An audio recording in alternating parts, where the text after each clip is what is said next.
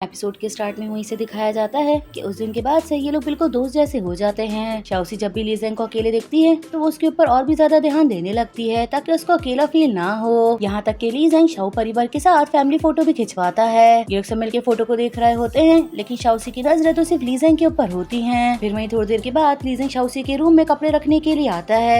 शाओसी जब उसको देखती है तो वो उसकी फोटो भी ले लेती है। ली ज़ेंग उससे पूछता है क्या तुमने मेरी फोटो ली है, लेकिन शाओसी उसको साफ मना कर देती है। शाओसी इसी तरह प्रिटेंड कर रही होती है कि जैसे वो अपनी फीलिंग्स को खत्म कर चुकी है, जबकि ऐसा नहीं होता। शाओसी का प्यार दिन बर दिन और भी ज्यादा गहरा होता जाता है। वो किसी ने कहा है ना कि प्यार तो आप अपनी मर्जी से कर सकते हैं, लेकिन उसको रोकना चाहे तो वो अपनी मर्जी से नहीं रोक सकते। शाओसी के साथ भी सेम ऐसा ही होता है। वो ली ज़ेंग को जब देखना शुरू करती है तो वो ली ज़ेंग को देखती ही रह जाती है, यहाँ तक कि वो ये भी भूल जाती है कि उसके आसपास कोई बैठा हुआ भी है। ली ज़ेंग को कुछ कुछ फील तो हो रहा होता है, लेकिन शाओसी चाहते हुए भी इस चीज को रोक नहीं पा रही होती। हद से ज्यादा परेशान होने की वजह से शाओसी अपनी फ्रेंड से मिलने के लिए आती है। उसकी फ्रेंड उसको एक अच्छी सी ट्रीट देती है और साथ ही उसको समझाती है तुम्हारे साथ ये सब कुछ इसलिए हो रहा है क्योंकि तुम ली ज़ेंग को पसंद करती है और ऊपर से वो तुम्हारे घर में तुम्हारे साथ ही रहता है। अगर तुम चाहती हो कि तुम ली ज़ेंग को भूल जाओ तो उसके लिए अच्छा होगा कि तुम कोई नए रिलेशन में आ जाओ, किसी एक अच्छे से लड़के से मिलो और उसके साथ डेट करने लगो। एक ये वाहिद तरीका है जिससे तुम ली ज़ेंग को भूल सकती हो, वरना तुम्हारे लिए बहुत बड़ी प्रॉब्लम हो जाएगी। शाओसी उसकी बात पे कोई रिप्लाई तो नहीं करती, लेकिन घर पे आने के बाद वो इसी बारे में सोच रही होती है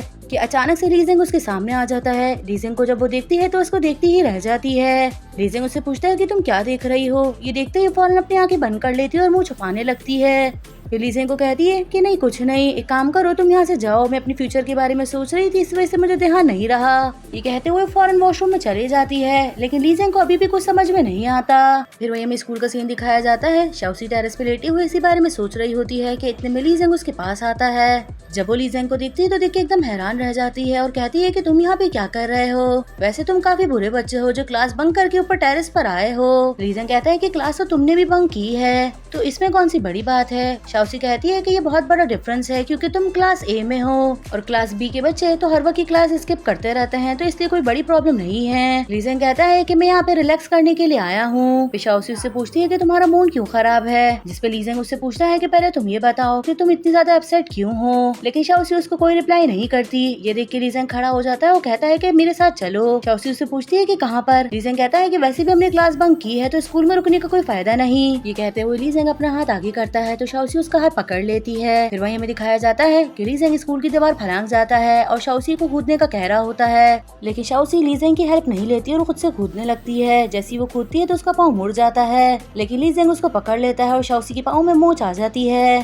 फिर ये दोनों एक दूसरे को देख रहे होते हैं और थोड़ी देर के बाद ली ज़ेंग वहाँ से जाने लग जाता है। शाओसी उसको कहती है कि तुम कहाँ जा रहे हो, मेरा बैग तो अंदर ही रह गया है और मेरे पास अब कोई भी पैसे नहीं है। ली ज़ेंग कहता है कि तुम फिक्र मत करो, मेरे पास पैसे हैं, तुम मेरे साथ चलो। ये कहते हुए ली ज़ेंग टैक्सी रुकवा लेता है। शाओसी देख के और भी हैरान होती है। वो कहती है कि आखिर इतने पैसे खर्च करने की क्या जरूरत है। फिर ये दोनों टैक्सी में बैठ जाते हैं और वहाँ से चले जाते हैं। फिर वहीं दूसरी तरफ हमें दिखाया जाता है फिर ये दोनों एक बोट की राइड लेने लग जाते हैं क्योंकि दोनों ही काफी डिस्टर्ब होते हैं। बोट की राइड लेने के बाद ली ज़ेंग शाओसी को साइकिल की राइड भी करवाता है। काफी देर ऐसे ही घूमने के बाद ये लोग एक साइड पर आके बैठ जाते हैं। फिर ली ज़ेंग शाओसी से पूछता है कि अब तुम मुझे बताओ कि आखिर क्या प्रॉब्लम है। शाओसी कहती है कि एक रेस का कंपटीशन है और उसमें आसपास के तमाम स्कूल के अच्छे प्लेयर्स हिस्सा लेंगे। ली ज़ेंग कहता है तो इसका मतलब ये है कि तुम रेस करने से डर रही हो। जब तक तुम रेस नहीं करोगी तो तुम्हें ये कैसे पता चलेगा कि तुम उन तमाम में सबसे अच्छी हो। शाओसी ये सुनने के बाद उठ के वहाँ से जाने लग जाती है। ली ज़ेंग उसके पास आता है और उसको कहता है हिम्मत मत हारो, तुम वैसे भी बहुत अच्छा भाग लेती हो, बस तुम ये सोचना कि तुम एक प्रैक्टिस कर रही हो।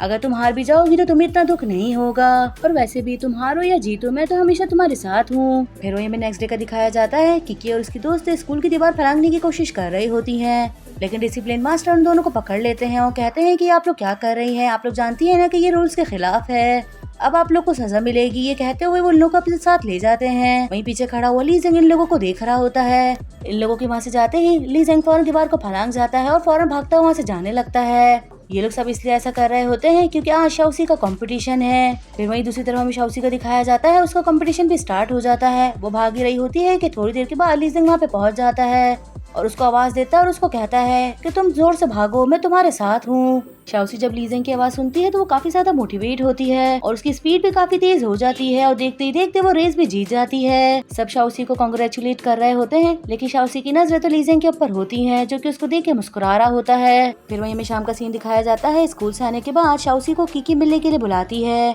शाओसी जब वहाँ पर आती है तो देखती है कि कुछ लोग वहाँ पे बैठे हुए हैं, तो कीकी से पूछती है कि ये लोग कौन है, मैंने तो इनको कभी नहीं देखा। कीकी उसका हाथ पकड़ती है और कहती है कि अंदर चलो, तुम्हें सब पता चल जाएगा। अंदर आने के बाद ये लोग बैठ जाते हैं और कीकी सबको इंट्रोड्यूस करवाती है। वो शाओसी से मिलवाती है और कहती है कि ये मेरी बेस्ट फ्रेंड है। उसके बाद वो दूसरी लड़की से मिलवाती है और कहती है कि ये मेरी बड़ी बहन है। फिर कीकी की बड़ी बहन उन तीनों लड़कों से मिलवाती है और कहती है कि ये मेरी यूनिवर्सिटी के अंदर जूनियर्स हैं। ये सुनते ही वेंग जी फौरन अपना हाथ आगे करता है और अपना नाम बताने लगता है कि मेरा नाम वेंग जी है। और एक बात आप लोग को और बताऊं कि हमारे इस ड्रामे का सेकंड मेन लीड है। शाओसी बहुत नर्वस हो रही होती है तो वो हाथ भी नहीं मिलाती और ऐसी हेलो कर देती है। इतने में वेंग जी को याद आ जाता है ये तो वही लड़की है जिससे मेरी थिएटर में मुलाकात हुई थी। फिर वो डायरेक्ट ही शाओसी को कहता है कि शायद तुम्हारा ब्रेकअप हो गया है, तभी तुम न्यू बॉयफ्रेंड ढूंढ रही हो, तभी तुम्हारी बेस्ट फ्रेंड ने तुम्हारे लिए एक ब्लाइंड डेट भी फिक्स की है। शाओसी जब ये सुनती है तो एकदम हैरान हो जाती है। वो गुस्से से कीकी को देखने लगती है तो कीकी कहती है कि ये कोई ब्लाइंड डेट नहीं है, तुम उसकी बात पर भरोसा मत करो।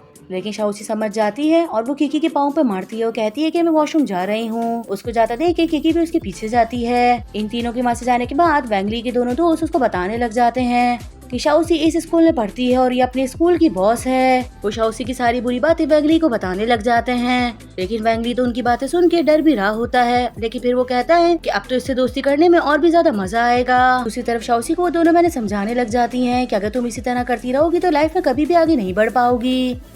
और उस वक्त से डरो कि जब ली जेंग को किसी लड़की से प्यार हो जाएगा तो फिर तुम्हारा क्या होगा। ये सब बातें सुनने के बाद शाओसी मान जाती है। फिर ये लोग आके बैठ जाते हैं और खाना खाने लग जाते हैं। ये लोग खाना खा रहे होते हैं, लेकिन शाओसी का दिल नहीं लग रहा होता तो वो अपना मोबाइल निकाल के गेम खेलने लग जाती है। ली जेंग उसी को कब से देख रहा होता है। उसके बाद वो उठ के अचानक से उसके पास आ जाता है और उसको कहता है कि तुम कौन सा गेम खेल रही हो। शाओसी उसको इतना करीब देख के अचानक से घबरा जाती है और कहती है कि नहीं कुछ नहीं, बस ऐसे ही खेल रही हूँ। ली जेंग को इस तरह बातें करते देख के ये लोग सब मुस्कुरा रहे होते हैं। वहीं ली जेंग कहता है कि अच्छा ये गेम खेल रही हो, ये गेम तो मैं भी खेलता हूँ। ये कह के वो चेयर लेके उसी के पास बैठ जाता है और कहता है कि मुझे बताओ कि तुम्हारी आईडी किस नाम से है, हम लोग एक दूसरे को फ्रेंड बना लेते हैं। शाओसी जैसी अपना निकनेम बताती है, ये सुन के ये तीनों हैरान हो जाते हैं और उसको कहते हैं क्या तुम वाकई ये हो। साथ ही वेंगली को याद आता है कि ये तो वही लड़की है जिसको कुछ टाइम पहले मैंने बहुत ज्यादा सुनाया था और इन दोनों की आपस में लड़ाई भी हो गई थी। ये सब सोचते हुए वेंगली कहता है कि वाकई ये दुनिया बहुत ज्यादा छोटी है। ये कहते हुए वो शाओसी को मुस्कुराते हुए देखने लग जाता है, जिसकी वजह से शाओसी नर्वस भी हो रही होती है। इस गेम में वेंगली ने 2 आईडी बनाई हुई हैं, जिसमें से एक ऑफिशियल है जो कि नंबर 1 प्लेयर है और दूसरी फेक है जिससे वेंगली दूसरे लोगों को सबक सिखाता है। खा के बाहर आ जाते हैं तो कीकी शाओसी से कहती है कि वेंगली बहुत ज्यादा हैंडसम है, तुम्हें उसके साथ घर जाना चाहिए। लेकिन शाओसी मना करने लग जाती है। वेंगली खुद आगे आ जाता है और कहता है कि मेरे साथ चलो, मैं तुम्हें घर पे छोड़ दूंगा। ना चाहते हुए भी दोस्तों की फोर्स करने की वजह से शाओसी को उसके साथ जाना पड़ता है। फिर ये लोग वहाँ से चले जाते हैं। सिग्नल पे आके गाड़ी रुकती है तो वेंगली उसको कहता है कि तुमने पीछे से क्यों पकड़ा हुआ है, तुम मुझे भी पकड़ सकती हो, ऐसा करने से तुम गिरोगी नहीं। शाओसी कहती है कि नहीं मैं बिल्कुल ठीक हूँ। वेंगली कहता है कि चलो ठीक है, अगर शोल्डर से नहीं पकड़ना तो फिर स्टमक से पकड़ लो। ये कहते हुए उसका हाथ रख देता है और फौरन बाइक स्टार्ट करता है, जिसकी वजह से शाओसी को भी पकड़ना पड़ता है। वो काफी तेज बाइक चला रहा होता है, शाओसी को उसको पकड़ना पड़ता है। साथ ही वो बाइक का मिरर भी शाओसी की तरफ कर देता है। ये देख के शाओसी को गुस्सा आ रहा होता है। फिर ये लोग घर पहुँच जाते हैं। शाओसी उसको थैंक यू करके अंदर जाने लग जाती है। वेंगली उसको कहता है कि तुम मुझसे इसीलिए बात नहीं कर रही ना क्योंकि तुम किसी और को पसंद करती हो। ये सुन के शाओसी रुक जाती है और कहती है कि तुम्हें किसने कहा कि मैं किसी को पसंद करती हूँ। वेंगली उसको कहता है कि तुम्हें याद नहीं, मैंने थिएटर में तुम्हें रोते हुए देखा था, मैं तभी समझ गया था। शाओसी सुन के एकदम हैरान होती है, उसके पास आती है और कहती है कि इसके बारे में किसी को भी मत बताना, मुझे नहीं पता था कि तुम वो टिश्यू वाले लड़के हो। ये दोनों इस बारे में हंसी मजाक करने लग जाते हैं कि इतने में ली जेंग वहाँ पर आ जाता है और इन दोनों को ऐसा देख के वो काफी हैरान भी होता है। वो चलता हुआ इनके पास आता है तो शाओसी कहती है कि तुम यहाँ पे क्या कर रही हो। साथ ही वो ली जेंग को इंट्रोड्यूस भी करवाती है और कहती है कि इसका नाम ली जेंग है, ये मेरा फ्रेंड है। उसके बारे में सुनते ही वेंगली खुद को इंट्रोड्यूस करवाने लगता है, लेकिन ली जेंग उसको कोई रिप्लाई नहीं करता। उल्टा वो शाओसी को ही कहता है कि मैंने तुम्हें कहा था कि घर पे रह के पढ़ाई करो, उल्टा तुम लोगों से मिलने के लिए चली गई। देखकर ऐसा लग रहा होता है कि ली जेंग को बिल्कुल भी अच्छा नहीं लगा। फिर वो सीधा अंदर चले जाता है और ये दोनों ही ली जेंग को देख रहे होते हैं। फिर वेंगली शाओसी को कहता है कि वही लड़का है ना जिसको तुम पसंद करती हो। ये सुनते ही शाओसी उसको कहती है कि चुप हो जाओ, अब सीधा तुम घर पे जाओ और राइट देने के लिए थैंक यू। ये कहती है वो खुद भी अंदर चले जाती है। यहीं पर हमारा ये एपिसोड खत्म होता है। आई होप सो कि गाइस आप लोग को ये एपिसोड पसंद आया होगा।